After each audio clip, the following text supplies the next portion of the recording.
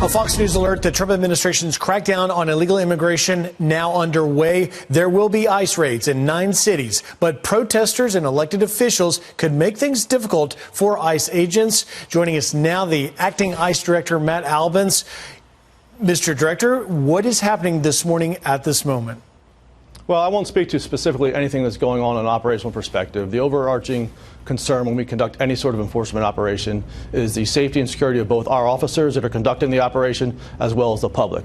But I will say that I think using the term raid does everybody a disservice. We are doing targeted enforcement actions against specific individuals who have had their day in immigration court and have been ordered removed by an immigration judge. We are merely executing those lawfully issued judge's orders.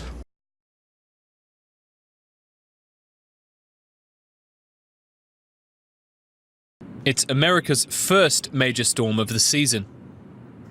Despite forecasts, New Orleans has so far been spared the worst of it.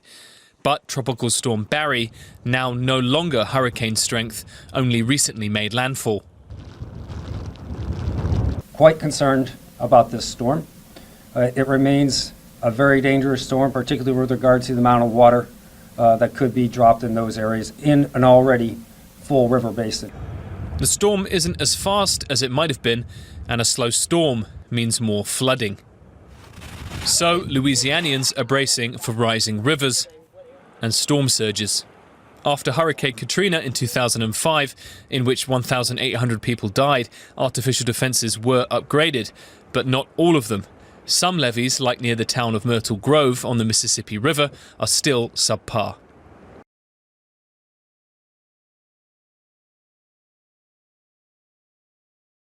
Facebook itself facing a record fine.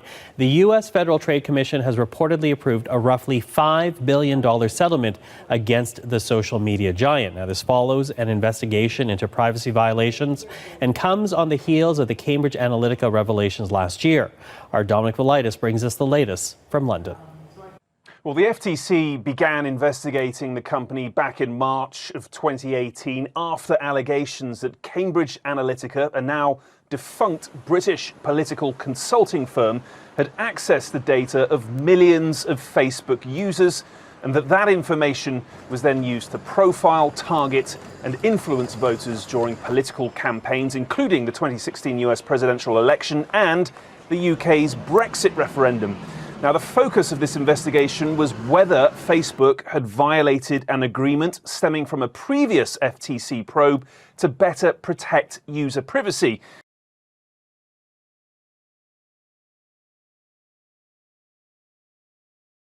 An earthquake of magnitude 7.3 struck the Moluccas Islands in eastern Indonesia on Sunday, causing panic among residents, but there were no immediate reports of casualties or major damage.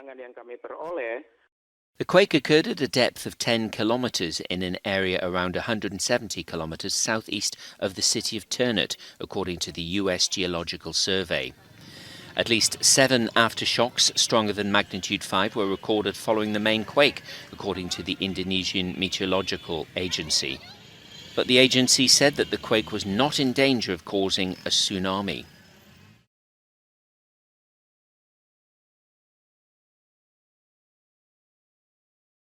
They're calling for a full investigation into the deaths of more than 100 protesters on June 3rd. A planned meeting between the protest coalition and the military junta to sign off a power-sharing deal has been postponed until later on Sunday. Those talks have been brokered by the African Union and neighbouring Ethiopia. Hiba Morgan has more from Addis Ababa. They're the same chants which were heard at the sit-in at Army headquarters in Khartoum last month. 40 days after the military attack on the sit-in, the chants are being repeated nationwide. The protesters demanding justice, not only for the dozens of protesters who were killed then, but also for the lives lost in the months before. The sit-in started in April following months of protests demanding the resignation of President Omar al-Bashir. He was ousted by a military coup, but the sit-in continued as protest leaders known as the Forces of Freedom and Change held talks with the junta.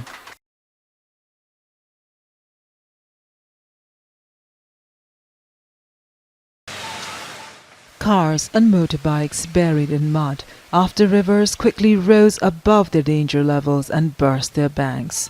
Streets have been flooded, the water flowing into homes. Since Thursday, it's been raining steadily across Nepal, triggering flash floods and landslides. Hundreds of people have been evacuated from their homes, and rescuers have been searching for those reported missing. Emergency services have also recovered some bodies. In Mulpani, on the outskirts of the capital Kathmandu, the heavy rains brought one wall crashing down, crushing a section of a hut. 20 members of one family were asleep at the time. 3 of them died. Every monsoon season, Nepal faces floods and landslides. But in the cities, people have been allowed to build houses and businesses too close to the rivers, and the water then has nowhere else to go.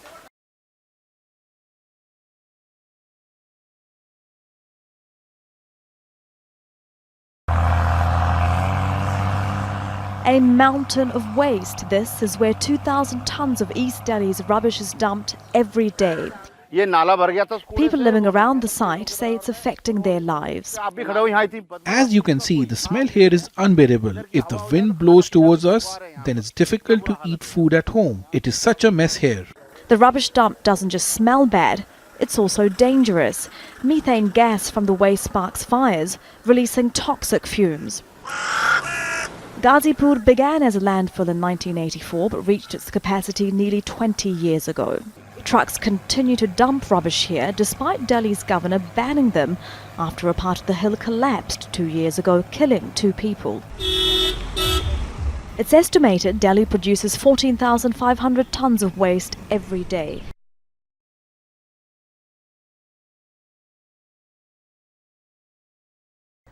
Some breaking news is now coming in. A guest house in Himachal Pradesh's Solan has now collapsed due to heavy rains. Nearly 35 people are being told are trapped under the debris. Rescue operations are currently underway.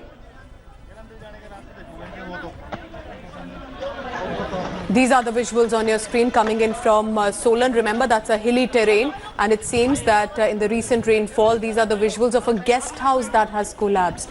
And sadly, at least more than 35 people could still be trapped. Now, rescue operations are still on, but if the rainfall continues, it could hamper some of those rescue efforts as well. We'll continue to get you updates on that, but this we are being told is the Kumar Hatti Nahan Highway.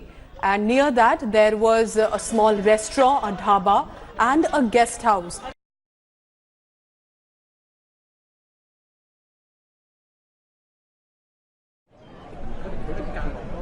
Police in Hong Kong wearing helmets and carrying clubs and shields, braced as tens of thousands of demonstrators filled the streets of a northern town at the border with China.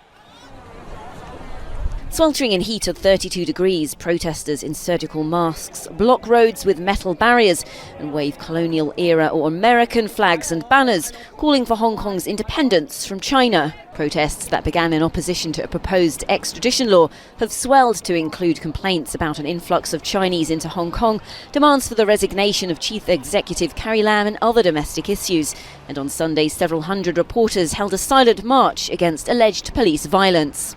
Organisers say that if the safety of journalists were threatened, it would impact on their ability to monitor the exercise of public power by the police.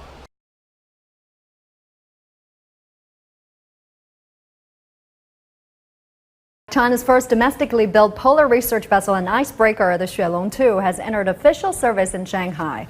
Xuelong means snow dragon. The vessel will further expand the scope of Chinese research in the South Pole and the North Pole, providing great assistance for obtaining data for the scientific community. It has 2-direction ice-breaking capabilities, and these are mainly used in daily scientific research tasks and emergencies. The Xuelong 2 is also equipped with advanced ocean survey and observation equipment, which will become an important platform for China to conduct polar environmental surveys and scientific research.